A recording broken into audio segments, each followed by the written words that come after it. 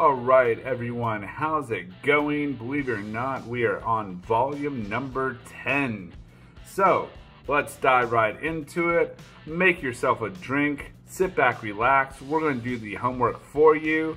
Raise that glass up. Cheers to the hard work week that you did for last week in fantasy. Let's get ready for next week. Let's go. To alcohol, the cause of and solution to all of life's problems. Alright, let's start into it. Stuff we got right. Jacob on his call for both of the Fool's Gold. Now some of you might say, Matt Breida, man, don't let that poopery deodorant TD fool you. His numbers were terrible. You know, just because you fall in and you got you some TD loving, no. Breida is Fool's Gold in case Saquon Barkley is out again this week. Also came through with the call on Nelson Aguilar. Great call. Some of the stuff we got right as well this week. Tank Dell's going off again. He is looking to solidify himself. And it looks like they might have kind of an air raid offense going down there in Houston. So try to get you some of Tank Dell. And if some chance Nico Collins is out there, gobble him up as well. And Jacob also called Jerome Ford right. Now, something I called right before the season even started. The Vikings. Their defense is terrible. They're going to be in shootouts. Believe it or not, Kirk Cousins, number 2 quarterback, and it's probably going to keep up. I bet you he finishes top 5. Next, number 1 tight end, the guy I've been saying. You know who it is? I know. TJ Hawkinson. If you can trade for him, something. You got someone that's stupid, doesn't really like the Vikings. Man, make that trade. Get you that number 1 tight end. Okay? Now, things we got wrong. Zach Ertz looks maybe like they're shifting a little bit the way the Cardinals beat up on those Cowboys. So you might want to hold him just to see if the volume comes back. But man, I was shocked the way the Cardinals showed out. Next, something else we got wrong. Me again. Jaguars defense. I started them in half my leagues. I apologize if you ended up with -1 to maybe 2 points like I did in a lot of my leagues. I apologize. Early in the season, it is so wrong, you know, getting those defenses exactly right. I really do apologize, so I hope I come through for you this week. And finally, you know, we got Kevin with the studs and duds. We got the Packers coming through with that last second. Liverpool on a roll. They are 5-0-1. Let's go. Take it away, Kevin, with our studs and duds of the week. Welcome. I'm Kevin Miller, and this is week 3's episode of Studs and Duds. And you will see a common theme here because the Miami Dolphins are studs. Because I'm a stud. I'm ballsy. I don't take no from anyone. I smoke my stogie anywhere I want. I don't have to find a hideout place like you. That's right. The Dolphins are studs. I'm going to jump into this week's top scores. At the quarterback position, we have none other than Tua Tagovailoa leading the way at 36 points, with Justin Herbert nipping at his heels with 35 points. Honorable mention to Patrick Mahomes and Kirk Cousins for also putting up a 30-bagger. At the running back position, I don't think anyone had this in their DFS lineups. Devon Achane and Raheem Mostert. Achane with 51 points, Raheem Mostert with 45 points. The only other running back to put up 30 points this week was Ken Walker. Imagine if you had started Mostert and Achane. 100 points. Insane. Moving on to wide receivers, our top stud of the week is Keenan Allen with 47 points. Devontae Adams put up 42 himself. These are insane numbers that we usually only see a couple of times per season at the entire position. But I think with this being more of a pass-heavy league, we're going to start to see more 40 and 50-point games, not on a weekly basis, but every few weeks instead of once or twice a year. Other wide receiver studs, Tyreek Hill and Adam Thielen both topping 30. At the tight end position, we have Sam Laporta leading the way with 22 points, followed closely by Travis Kelce just under 20. And we have a defensive stud of the week, Bills defense putting up 38. What an insane performance by the Bills defense against Sam Howell and the Commanders. And at the kicker position, Matt Gay with 25 points. I know a lot of people don't like to talk about the defense and special teams or kicker, but if you had Bills defense and Matt Gay, that's a cool 63 points this week. How about that for a stud? And on to the duds. I'll keep this short because they do not deserve much of our time and attention because they suck. At quarterback, Sam Howell. If you had to start him in Superflex, 0 points. You didn't start him. He was on your bench either way. And Daniel Jones moving from last week's stud of the week at quarterback to only 4 points this week. I'm going to say it now. Daniel Jones is cuttable in a 10 or 12 team league, especially if there's options on the waiver wire or you have another guy on your bench. Cut Daniel Jones, get some other depth at a different position.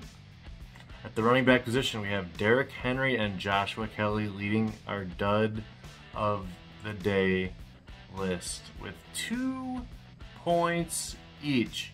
Derrick Henry, when was the last time he played a full game and had 2 points? I don't think it's ever happened before. And Joshua Kelly was the trap of the week. Last week he went against Titans defense and got stymied. This week against a more favorable Minnesota Vikings defense, did not get anything done. The Chargers are just passing too much. He's not getting the volume that Eckler's used to getting in that role. Joshua Kelly is not safe to start moving forward. I'd try to trade him now and get what you can for him to the Eckler owner maybe. Other duds of the week, A.J. Dillon, Antonio Gibson, Khalil Herbert, and Breece Hall all putting up 3 points. These guys were probably all in your lineup, flex, RB2. You never know, there's already been a ton of injuries. If you had a couple of these guys in your lineup, you probably did not win this week. At the wide receiver position, Juju Smith-Schuster leads the way with only 1 point, followed closely by JSN on the Seahawks with only 2 points. There were a lot of big receiver performances this week, not that many duds. We'll see if this is a common theme this season, with the league being more pass heavy than ever. And at the tight end position, if you had Dalton Schultz or Zach Ertz, you probably started them. Hopefully you don't have them because they only got you 2 points and probably gave you a big fat L this week. And finally, on defense, the Jaguars defense with -1 points. Some formats I saw -4 or 5, depending on your scoring obviously, but they looked to be a good matchup this week and they did not come through. Unbelievable. Jaguars again, dudding it up 2 weeks in a row. Most of these guys are going to become unstartable, other than Lawrence, Ridley, and Etienne. These are your duds of the week. 10. 10 ought to do it, don't you think? Do you think we need one more? You think we need one more? All right, we'll get one more. What's up, guys? My name is Jacob Listowski with the Degenerate Gambling Life, and on this episode, I'll be talking about the best waiver wire pickups of the week. At QB, I like CJ Stroud, who over the last 2 weeks has averaged 330 yards and 2 touchdowns, which has been good enough to make him the QB 12 overall this season. He's a young rookie who will be met with some tests. He's facing Pittsburgh next week, but I think he is a good QB number 2 to hold on your roster through the bye weeks to see if he can keep it up for the Texans. Definitely give him a stash spot on your rosters. Moving to running back, I like Jerick McKinnon, who doesn't have a huge role in KC, but could continue to grow his role as a receiver in PPR formats. I think he's a good guy to keep on your bench, especially if you're not so strong at running back. Definitely give him a look this week. At wide receiver, I like Joshua Palmer, who could see a much larger role now that Mike Williams is out for the season. He saw a 61% snap share this week and 7 targets while scoring a touchdown, and should continue to see a role like that going forward in a very strong Chargers passing offense. I think this is a guy that you can't miss if you have the opportunity to get him this week. Also for the Chargers, I like rookie Quentin Johnson, who should see an expanded role as well. He has a big frame at 6'4" and could develop into a very good player for the Chargers. If you pick him up, don't expect anything right away, but maybe a few weeks down the line when it's crunch time in fantasy football, he could start producing for you, and you could look at putting him in your lineup during that bye week stretch. I also like DJ Chark of the Panthers, who saw 11 targets this week and finished as the wide receiver 15 overall for the week. He had a 94% snap share and remains one of the only good options in the Panthers passing offense. Unfortunately for the Panthers, they're going to be trailing in a lot of games this season, so that's going to be a role that's going to see a lot of work because the Panthers are going to have to pass the ball quite a bit. So unfortunately for them, DJ Chark looks like a good pickup and a guy to keep on your benches for now. Also, I like Rashee Rice a lot of the Chiefs. He's a rookie who's really popping off the tape when you watch him play. He looks every part of the NFL receiver. He's very fast, very quick, and I think he's going to only continue to develop for the Chiefs. He saw 7 targets on 51% snap share this week, which are both career highs for him. And I think you'll continue to see that role for him expand with the Chiefs. That's the guy you want at receiver for the Chiefs. Calvin Austin of the Pittsburgh Steelers is another guy I really like. He's averaging over 5 targets a game, and he showed his big play ability this week. The guy's as fast as they come. He could have some very big weeks going forward. At tight end, I like Luke Musgrave a lot. We've talked about him a lot on this channel since before the season. That's a guy we really like, all of us.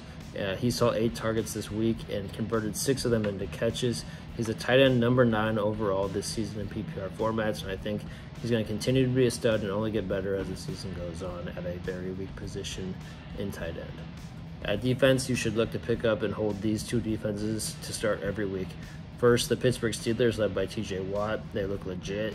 They're creating turnovers and sacks, and they're one of the most solid options that you can have every single week, and you can trust them in most matchups.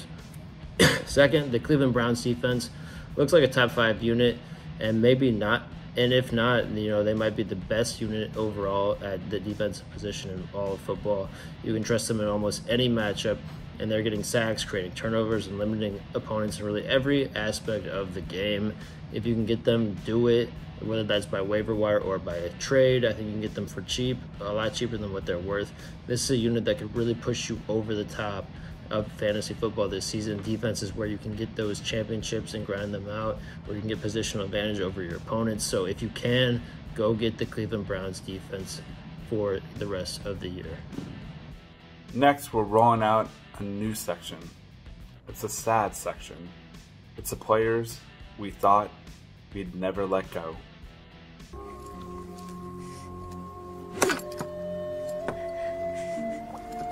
I'll never let go. I promise.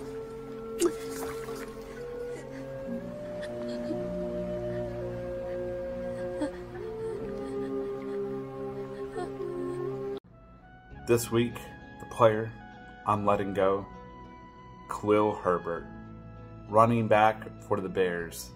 I drafted you with high expectations, but Khalil, I gotta let you go.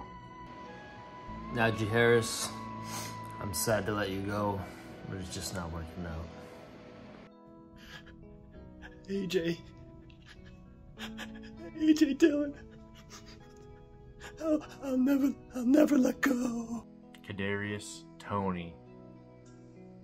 Today we say goodbye to Kadarius Toney, and we hit the drop on the waiver button. Let's all do it at the same time. Ready? And drop. Bye-bye, Kadarius Toney. Ladies and gentlemen, can I please have your attention? I've just been handed an urgent and horrifying news story. And I need all of you to stop what you're doing and listen. Cannonball!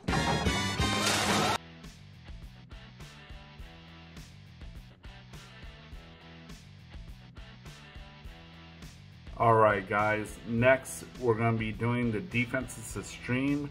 A few of you reached out to me and let me know that in your leagues, it's actually the championship week for baseball. So I'm going to do a little bit more fancy baseball for you this week of a few players that I think you should add.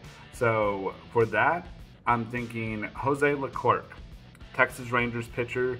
He's been stealing little saves here or there. His ERA has been great.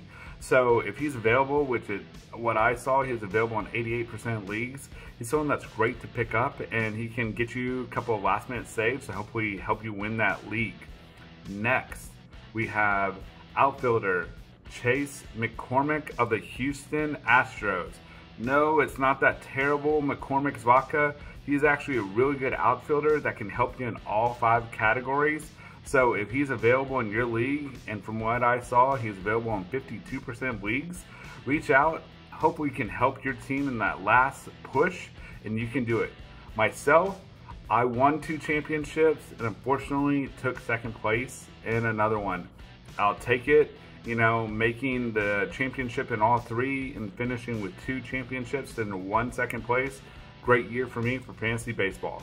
Next, we're going to talk about defensive stream. I know. I apologize for some of those bad takes. I own it. But what we have learned is teams we want to play against so far. So number 1 streaming option, Denver Broncos, because they're playing the Bears. The Bears are not good. So whoever they're playing, that's probably who you want to stream if it's a streaming type of defense. Number 2, we're going to go with the Chargers. The Raiders haven't been so great, and Jimmy G is out possibly with a concussion. So you can go ahead and go with that since the Raiders have been a little stale. Next is the Chiefs. They're playing the Jets, just like the Bears. Whoever's playing the Jets, you want to take them. So this week it's going to be the Chiefs again, just like last week. Finally, your desperation pick. I've been terrible at these. I apologize. But it is if you're desperate. So your desperation pick is going to be the Bengals. I know the Bengals haven't shown too much this year, but they're playing the Titans. The Titans shown even less. Derrick Henry might be a little washed. He only had 2 points last week. So if you're desperate and you need a defense, it might be the Bengals. Hopefully one of these teams you can get and they come through for you this week. We are back with the added minutes. Jumping right in, we have the Wrexham watch in full effect. We observed them take a beating at the hands or feet of Stockport. An awful first half saw 3 goals shipped past the Red Dragons defense. Things didn't get any better when the second half rolled around as Isaac Tanto Olaufe expanded upon his first half brace and sealed his hat-trick. Stockport scored in the dying minutes to cap an impressive performance 5-0. Wrexham currently sits 7th in the highly contested Football League 2.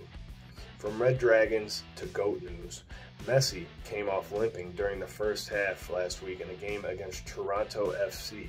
He's dealing with scar tissue issues that kept him out of the Florida Derby this past weekend against Orlando City. Miami continues their improbable playoff push since Messi joined the club.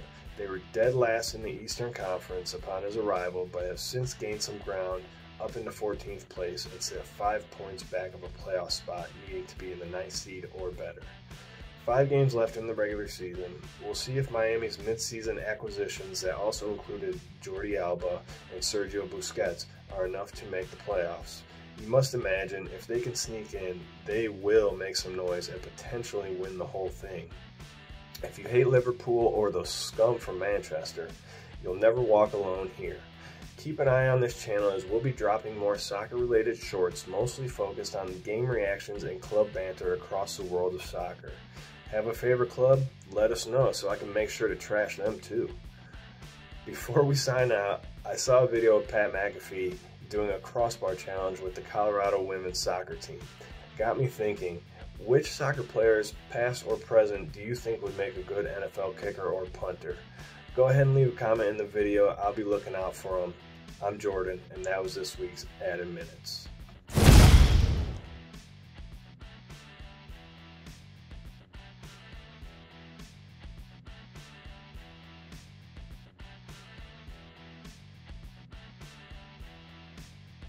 All right, finally, little casino review. I was playing at the Sandia Casino in Albuquerque. The food was good, the staff, the dealers were all friendly. The poker room was very nice. Everyone's willing to help you. I played 1-3 there. It was 100 to 300 buy-in. However, once someone doubled someone up, made a little bit more, it was match a stack and it got pretty deep pretty quick. It was a good mix of players, so you definitely can make some money there. There is quite a few regs, so you know, want to keep an eye out for that. But you definitely can make some money at that poker room. And you know, if you like those deeper games, it's definitely something to go there a little bit later and you can buy in for 1,000. Whenever I got up, the deepest person probably had 2K. So if you want to get into a really deep 1-3 game, there you go. Also, it did kind of have a unique rule for drinking. You can only drink at the bar there. If you're someone that likes drinking in the poker room, you like drinking on the floor, you know, might not be the casino for you. So just figure I'd go ahead and let you know that. Next, we're going to discuss a little bit of video poker. If you look at the pictures here, it's something that I kind of learned. So when you're playing video poker, there's some strategies. You pretty much always want to keep a pair, even if it's low pair, pocket twos. When you're playing jacks or better, trying to make that 2-pair trips rather than keeping an ace jack. The other really big thing is go to the different video machines. You want to look, okay? You're looking for the payout to be 9-5. If you see here, you see one photo that it's an 8-5 and another one 9-5. 9-5 is usually the best you can find these days. Occasionally you can find 9-6, but I went to 4 different machines in the same row before I found the one that was 9-5. So look, do not let the casino rip you off and pay you 8-5. Some do it as bad as 7-4. So if that's the case, really don't do that. But definitely look to see if you can find one that has the 9-6 optimally, but 9-5 is also something that's good. And finally, October 19th and 20th for the When We're Young Festival. Definitely be there for a festival so we can meet up there, but I'll be playing poker in Las Vegas, probably Mandalay Bay, Caesars, Orleans, will probably be the 3 main ones, but I'll definitely let you guys know where we're going to be playing. We'll have some merch, and we'll be there also for Super Bowl weekend. The whole team will be there, so please come say hi to us for When We're Young Festival, October 19th through 20th. And we hope that you guys enjoy this. We'll see you for volume 11. Please like, comment, subscribe. We also have Instagram and Threads down below and TikTok. All right, we'll see you next week.